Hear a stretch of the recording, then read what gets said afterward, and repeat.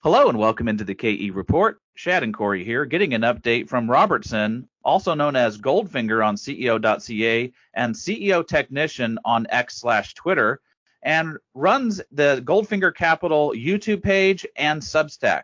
And we'll put links to those down below this so you can follow along with Robert's work.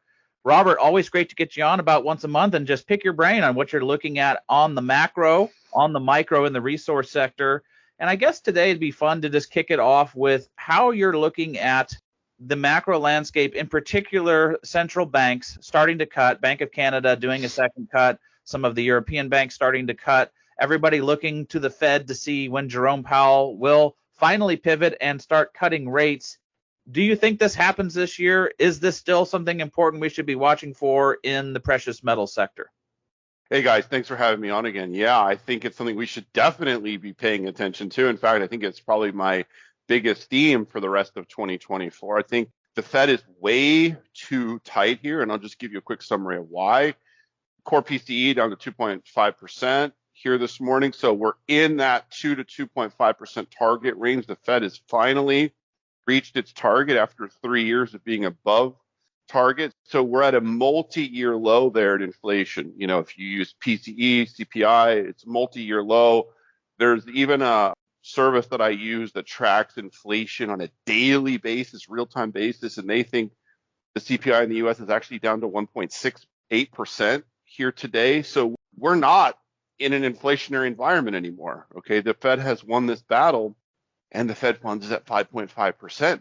So they're way too tight. They're way above the inflation rate. They're pressing down on the economy, and the unemployment rate is beginning to trend up. We've gone from 3.6 to 4.1, so that's already a 50 basis point move up.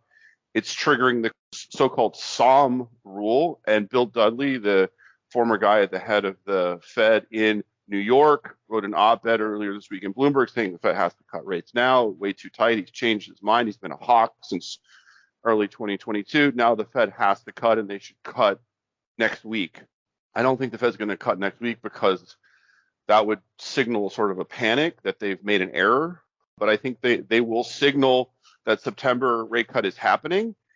And I believe as the data continues to weaken, continues to soften into August, the Fed could signal a 50 basis point rate cut is on the table for September, just because they're so far behind the curve here now.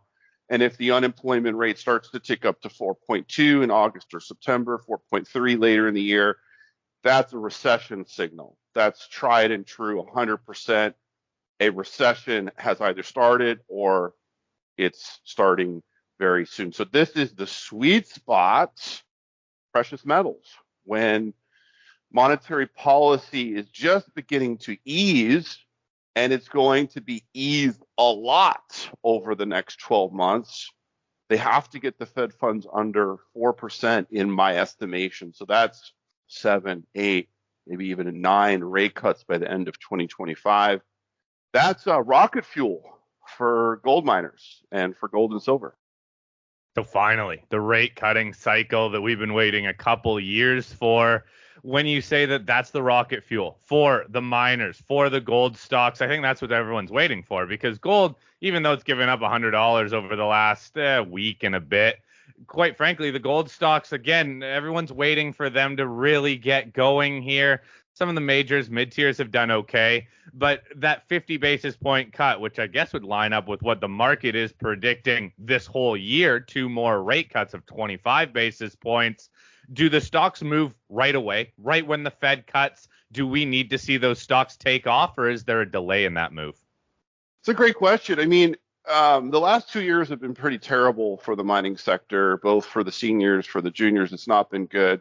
2024 has actually been a pretty good year so far for the larger companies like Newmont, like Barrick, like Kinross. They've actually done pretty well. They're performing in 2024. And even some of the smaller companies around $1 billion to $2 billion market cap are up like 50% so far in 2024. So it's only the juniors that are still lagging here in the dog days of the summer doldrums in the junior mining sector. So if I'm right in my assertion that the Fed is going to cut aggressively here in the back half of 2024, and we have everything else going on in the world and a big election in the US, stuff that we don't even have time to talk about. But let's just say that central banks are the most important driver of financial markets, and Fed easing is a big fundamental catalyst.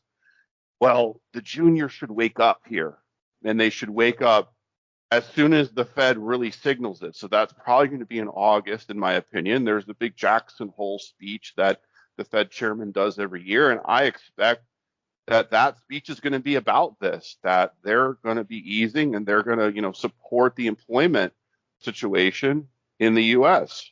They don't want the unemployment rate to go up to 5% or, God forbid, 6%. They want to keep it at 4 or less.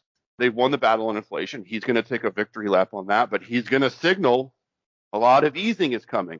So, yes, I believe, knock on wood, this is not investment advice, I believe the juniors are going to have a good August and a pretty strong rest of 2024. Now, obviously, how do you play it? Stock picking is tough in the junior mining sector, but overall, I think we have tailwinds now instead of the headwinds we've had for the last 2 years.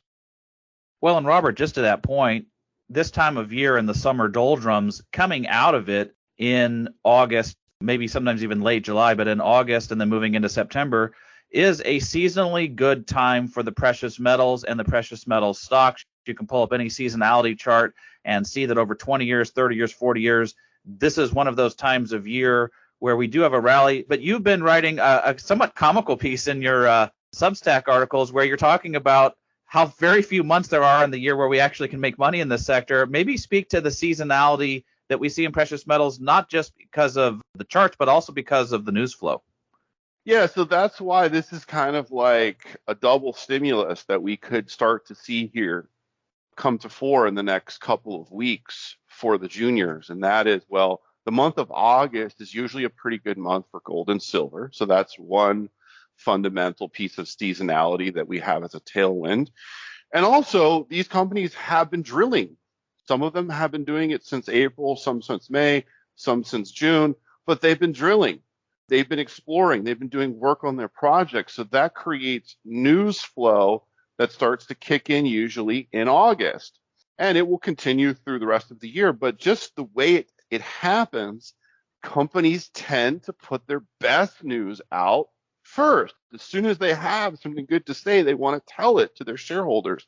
So that's why August has a tendency to have some boomer holes announced, some really good surprises, which we need good surprises in this sector. So that tends to shift sentiment more favorably. Sentiment drives investor buying and selling. And so when sentiment picks up and people get more optimistic, they feel better about things, they tend to do more buying.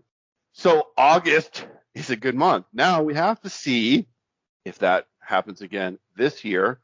And then we'll have to see if we get the dreaded tax law selling coming in September, October, November. And I sort of showed that in my post on my Substack, my little graphic, with the calendar. But I'll just add one more thing. I believe that this year's quote unquote tax law selling season, which is usually October, November, and sort of all the way up to the final 2 weeks of the year, and then we get a lift for Christmas and New Year. But I don't think it's going to be as pronounced, this year. There was a big tax rate change in Canada that kicked in at the end of June, and there was a lot of selling that got pulled forward during June this year. June was a pretty awful month for the TSX Venture. You can just pull up a chart on that or pull up any chart of a junior. They were probably down in June if I had to bet. And that was because people were selling to get this lower tax rate. So I think a lot of that supply that would normally come in and sell in October and November is not there, or it's not there as much as it would normally be. So I am unusually optimistic on the juniors here. Hey, let's just get a uptrending market for the juniors, right? And that can actually slow down some of that tax loss selling anyway. But Robert, just circling around to that big prediction of that 50 basis point cut, what if we only get 25 basis points? What if the Fed goes slowly? Does that provide the rocket fuel for the juniors, or does that delay things until the Fed is forced to go quicker? Look, I would prefer 50, but yeah, they could go 25 and they could just cut 25 at every meeting until the end of the year and every meeting in Q1 2025 and every meeting in Q2 2025. But I'm going to stick with my guns, and I think they're going to have to cut faster because they're way, way too tight. Now, if they go slower, it's not as big of a tailwind. I still think we have tailwinds now because they are easing. They are lowering the price of money. The Fed cutting interest rates and making things looser should be good, should be positive for financings in the junior mining sector. It should free up the availability of capital a bit. Now, look, it's hard to time moves to the week or to the month, but I definitely think we have tailwinds at our back here, and those tailwinds should stay in place through the end of next year. Well, and Robert, I'll throw in one more tailwind, and that is that if you think about the Q2 earnings that we're going to start seeing, and we've already started seeing some, as you've written about with Newmont, and a lot of people watch that as the world's largest gold miner. But most of the gold miners and even the silver miners made money in Q2 because the metal price average for gold and silver was substantially higher than it was in Q1, which was higher than it was in Q4. So there's a good trend in margin expansion here.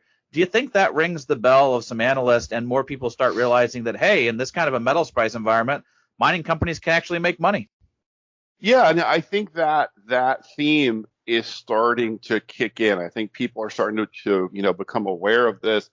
I have a friend who works at a hedge fund here in South Florida, and his fund actually owns Newmont, and they bought a few mining stocks for the first time in, I don't know, 10 years or something here in 2024. And so why did they do that? Well, number one, because they're bullish on gold. They have a positive forecast for the price of gold, but also they've seen the beating these stocks have taken the last couple of years and the downbeat sentiment, and they think of a stock like Newmont as actually a contrarian opportunity here. So far, they're making money on it.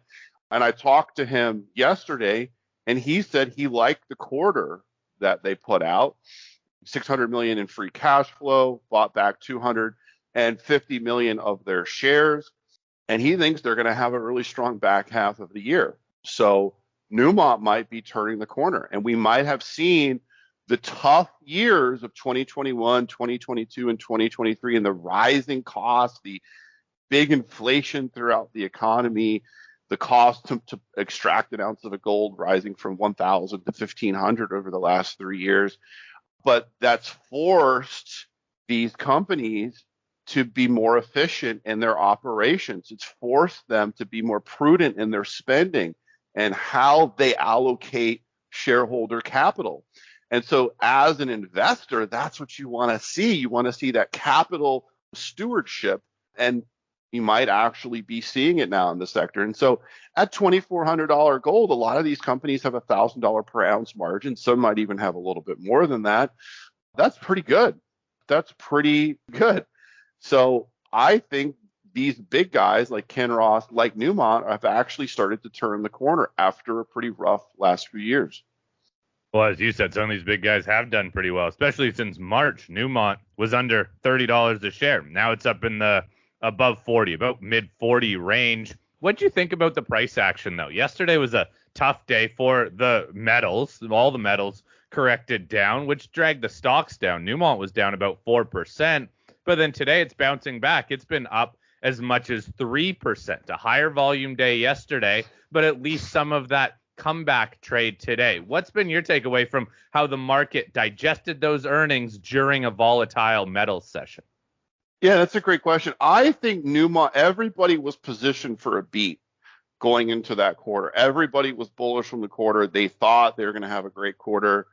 They beat on the EPS, the non-GAAP, but there was a little bit of, massaging of the numbers in there that generated that quarterly beat, including their $250 million of share buyback helped reduce the number of shares in the share count. And their output was actually a little light, but they emphasized during the quarterly statement and on the conference call that they're expecting a very strong back half of the year, particularly in Q4.